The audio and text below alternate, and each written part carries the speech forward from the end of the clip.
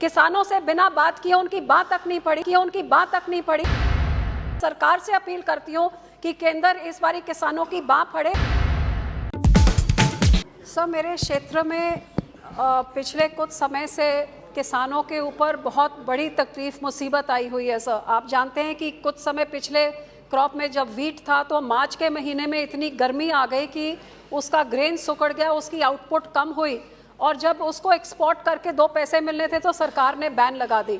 अब सर दूसरी क्रॉप आई है तो बरसात करके इतना बड़ा बाढ़ आ गई है सर कि उधर लगता है कि खेत नहीं, अब वहाँ पे नदियाँ बह रही हैं, उसका सारी फसल खराब हो गई।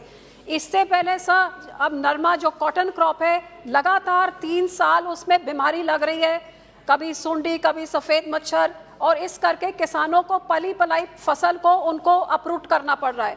सर इस बार हमारी सरकार ने, मुख्यमंत्री ने सारे किसानों को कहा कि आप मूंगी की फसल आप बीजिए और आपको 7,225 का आपको एमएसपी में सरकार खरीद करेगी। लेकिन इतनी दुख की बात है सर कि मूंगी की 4 लाख टन का जो उनका अब क्रॉप आई है उसमें से 10% भी सरकार ने खरीद नहीं करी और 90% किसानों को एमएसपी के नीचे प्राइवेट प्लेयर्स को 5-6 हज़ार में बेचना पड़ा है।